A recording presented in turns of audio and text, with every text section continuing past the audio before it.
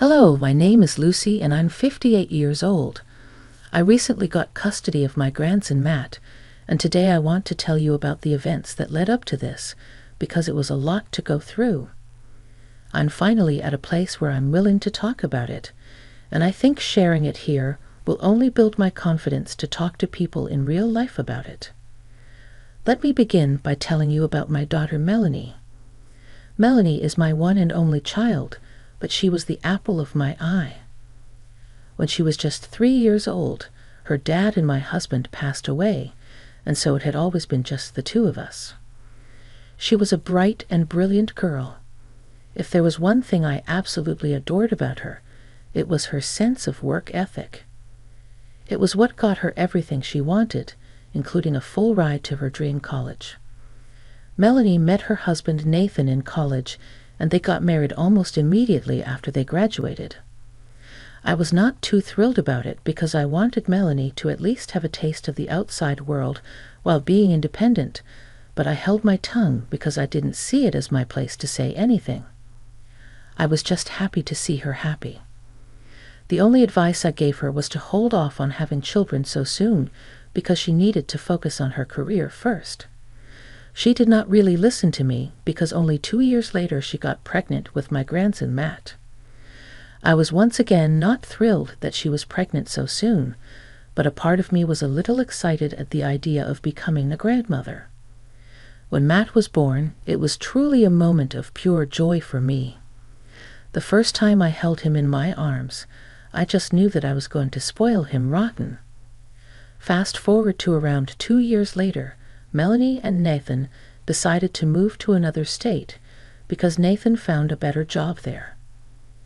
I was not happy that I was going to be separated from my grandson, but I knew that Melanie and Nathan were only doing that to provide a better life for Matt, so I learned to live with their absence. They did come back around 8 years later, and I was overjoyed to welcome them back. During those 8 years away, I did not see them in person even once. I only ever communicated with them via Skype and irregular calls. Anyways, when they got back, Nathan and Melanie rushed headfirst into working. They began to leave Matt with me a lot because they would work from 8 in the morning to 9 in the night. Now I have no idea if they were actually working, but I was glad that I got to spend a lot of time with Matt. As a result, the both of us got close. I became Matt's favorite person, and he became mine, and I spoiled him just as I had originally planned. But things only started going downhill starting with Matt's 12th birthday. His parents and I always have a big celebration for him, but this particular birthday I could not be there because I was on a work trip. I tried my best to come back by the morning of his birthday, but I couldn't. So, to make up for missing his big day, I met up with only him the next day. "Hey, sweetie, happy belated birthday." "Thanks, Grandma. I'm so sorry I couldn't make it yesterday. I tried my best to make it back in time, but it was already 11 p.m. "It's okay. You made it up to me. Anyway, how could I not celebrate my favorite grandson's birthday? I'm your only grandson, Grandma." Okay, you're still my favorite, though. Anyways, 12 is a big age. What did you do yesterday? Nothing. Oh, come on, Matt. If you're trying to protect my feelings from missing out on your birthday, I can assure you that I'll be fine. No, Grandma, I really didn't do anything. What do you mean? Didn't your parents take you out for dinner? I sent your mom money for that. Well, I sat at home all alone throughout the day, except for when my friends came over for a bit. Mom and Dad came back home really late from work, so I didn't do anything. Why were your parents working on a Saturday? Mom and Dad picked up extra hours because they apparently needed the money. That's odd. The least your mom could have done was tell me that they weren't celebrating your birthday. I would have had even more money to spend on you, Grandma. That's really sweet, but I'm already used to this. What do you mean? I mean that Mom and Dad are almost never home, and they always miss big events because they're too busy working. That's so sad. How do you feel, though? I was sad yesterday, but I don't think I should have been. Why? I mean, it's only natural to feel bad when your parents forget about celebrating your birthday. I mean, they've been doing it for so long. I should not have thought that they would have remembered. Sweetie, that's so incredibly sad. I'm going to talk to your parents about it. You don't deserve this. No, please don't. They'll only get mad at me, and they might not let me see you again.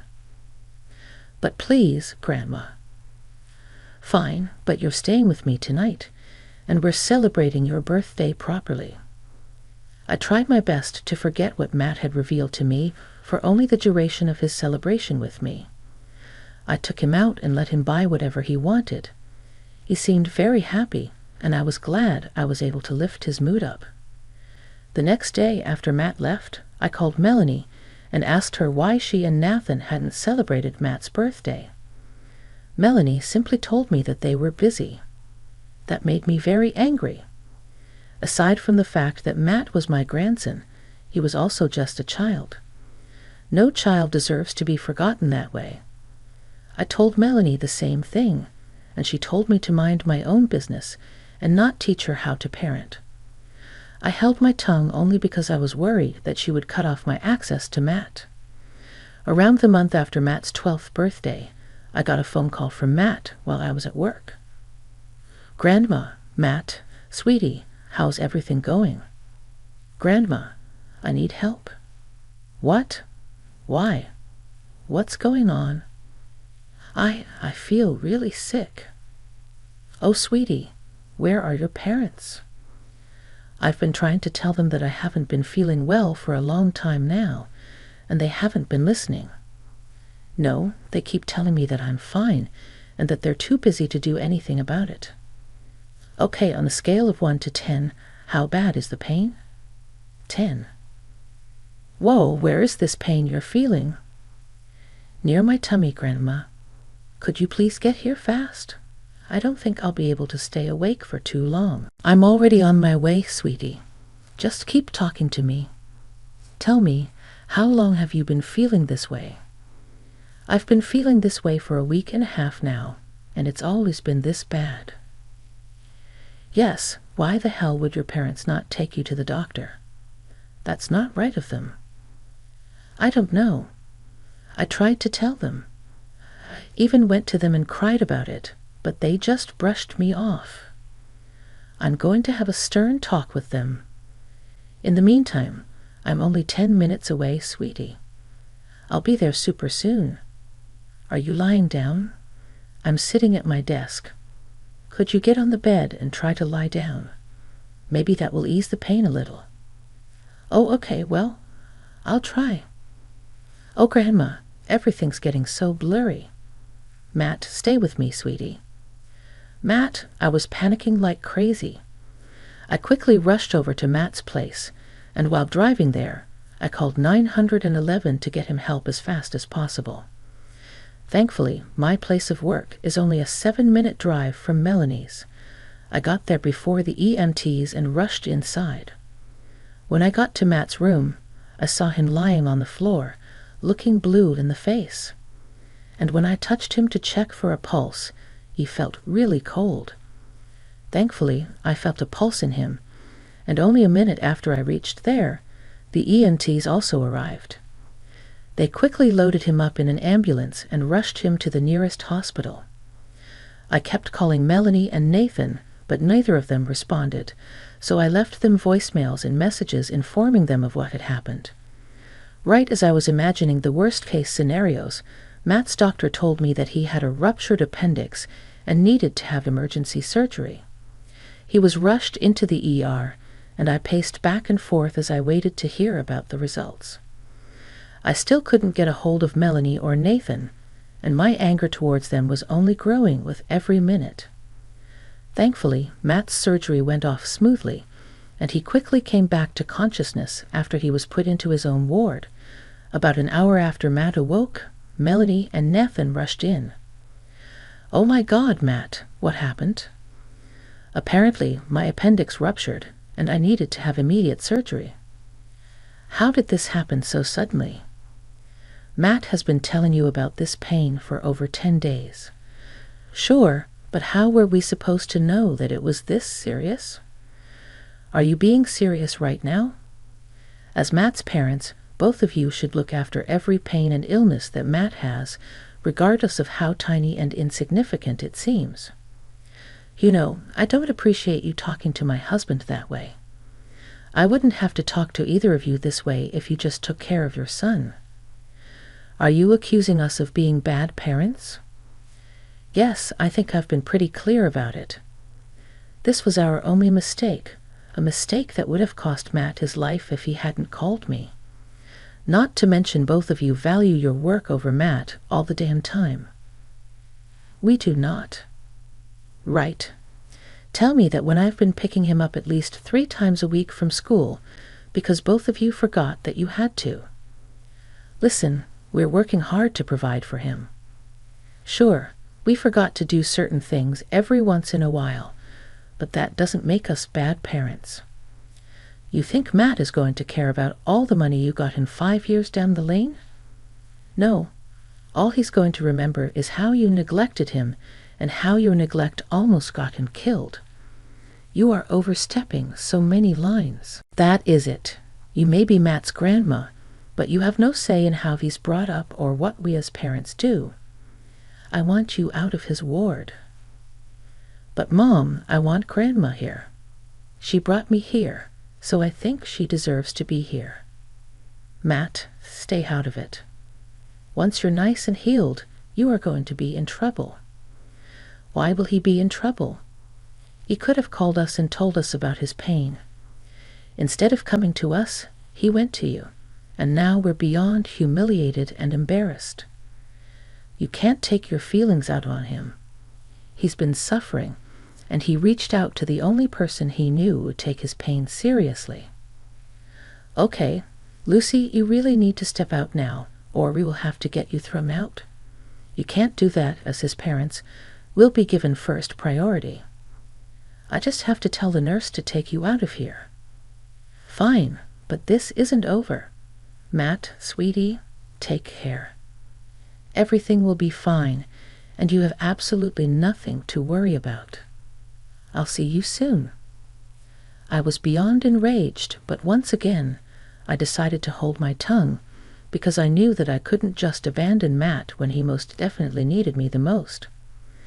I tried my best to get in contact with Melanie and Nathan to get updates on Matt, but neither of them answered any of my calls or texts. I could only hope that Matt was recovering nicely. That was until just a week after his surgery. Melanie called me and asked me to look after Matt during the daytime after work, until they came back home. She never addressed our last conversation, nor did she apologize for how she talked to me. I let it go because I was just happy to see Matt again. The next day, I rushed over to Matt right after work and saw him lying in bed and playing a video game. There's my brave and strong man. How are you doing, champ? I could be better, I guess. Have Mom and Dad been taking proper care of you? Well, they left me alone all day, so what?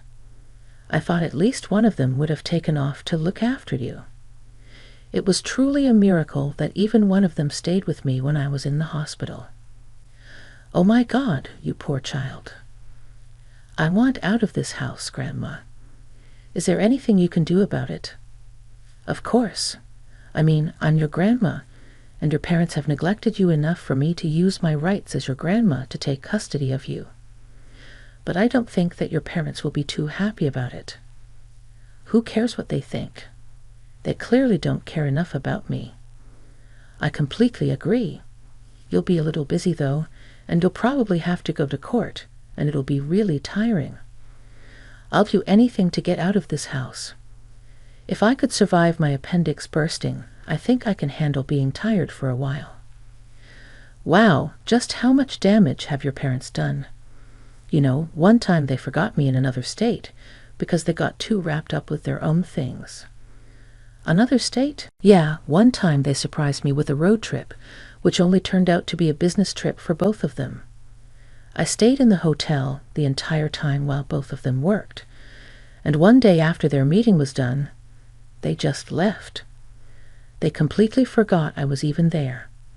I had to spend a whole night at the police station waiting for them to come back. Did the police say anything to them? They spoke to my dad, and he told them he was overjoyed and that it was an honest mistake, and they let him go. I got yelled at afterward for not calling them. My God, they're monsters. Do you see why I want out so bad? Absolutely, honey. Let's give you another day or two to feel better, and then I'll bring a lawyer over, and we can start discussing getting custody of you. Thank you, Grandma. I didn't think I could get any more appalled by Melanie and Nathan's parenting. But there I was listening to just a few snippets, and I already wanted to unleash hell on them. I knew that it would not be right to get my emotions involved in this situation, so I just spent the rest of that day talking with Matt and trying to make him feel better. The next day, I took a week off work, and the first thing I did was get in contact with a lawyer. He'd advised me to collect as much evidence as I could about Melanie and Nathan's neglect, and so I started to do that. Over the next 4 months, I got Matt on board and asked him to keep track of everything. We set up a hidden camera in his room so that every conversation was recorded. Gradually, we collected more than enough evidence, along with evidence from the past and testimonies from those involved. We had more than enough evidence to guarantee my custody of Matt. With that, I filed for Matt's custody, and Melanie and Nathan were summoned to court. Of course, they did not take it lightly, and I got a very angry call from Melanie. "What do you think you're doing?" "Oh, hi, Melanie. Do not try to be nice to me right now. While you're trying to take Matt away from us, you have shown me one too many times how you neglect Matt. I don't want him growing up thinking that he's never cared for. That was one isolated incident, Mom. I've been speaking to a lawyer and to Matt. Matt has told me about all the other non-life-threatening ways you and Nathan have been neglecting him. So you've brainwashed Matt into thinking that we don't love him either?" "I didn't do that. I think he wanted to leave a long time ago, but he didn't know he could." "How can you even say that? This is all you're doing. You had to throw a huge fit in front of him at the hospital. Melanie, I don't think you realize just how scary it was to walk into your home and see Matt lying unconscious and blue on his floor. It took everything in me to remain calm and get him the help he needed. Your nonchalant attitude about everything that happened to him is only making me angrier." "We are not being nonchalant. You haven't even been paying attention to him after he had his surgery. Neither of you even took some time off to look after him. He's been home alone most of the time." "Oh, shut up, Mom. We invited you over. He was not alone. I only see him after I'm done with work, which is around the afternoon. You and Nathan leave early in the morning and don't even get back until late evening. He's alone for a good portion of the day, and as far as I'm concerned, that's major neglect. How do you expect us to pay off the surgery, huh? That was only more stress on us. Are you trying to blame Matt for something he had no control over? If the shoe fits, you know what will alleviate you of all this financial stress? If you let me take care of Matt. He's my son. Your son that you do not care for. You can either make this easy, or I will drag everything you've ever done to Matt into the public. Are you threatening me? If the shoe fits. Now I have to go meet with my lawyer. You have 3 days to give me an answer. Bye." I actually did plan to provide evidence of all of Melanie and Nathan's neglect to all our family and Nathan's family, along with their workplaces, because I saw no reason for people like them to have children. It was only a miracle that they lived close to me, so I had some form of knowledge of what was happening on the inside. Matt was upset that his parents just did not see why they were wrong, but I stood by his side and assured him that the way his parents fought was not influenced by him or any of his actions. 3 days later, Melanie and Nathan willingly gave up their custody of Matt to me. Let me tell you, I have never in my life seen someone as happy as Matt was when he found out that his parents were signing over their custody of him. Matt cried for a good 5 minutes in pure happiness. Seeing him that happy only made my heart break even more for him at the thought of what the poor child must have gone through for years before someone even listened to him. Of course, Melanie and Nathan were not very nice about handing over their custody of Matt to me. After the deed was done, they were low-key about it, but then the family began to get suspicious of Matt never being with them. They eventually came clean about their loss of custody of Matt, but not before blaming me for ruining their family. I got hundreds of calls from so many people telling me that I was a horrible person for taking a child away from their parents. I ignored all of it because Matt was my first priority, and creating a safe space for him was more important than dealing with people who just wanted to gossip. I dealt with all the harsh blows that my family sent my way, and made sure that Matt would have no idea about it. But then things took a turn for the worst when Melanie and Nathan began telling everyone that Matt had been the one to convince me to take away their custody. Now, Matt has a phone and number of his own, so he began to get texts from a lot of family members asking him why he was breaking his parents' hearts this way. That was when I truly saw red. I was fine with whatever Melanie and Nathan had been saying about me, but to drag their son's name through the mud, I would not stand for that, and I would not remain silent.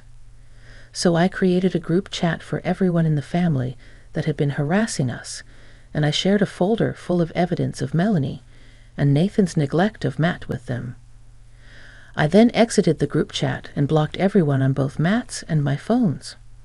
I heard from some of my family that I was still in contact with that evidence I shared with everyone else that caused major backlash towards Melanie and Nathan.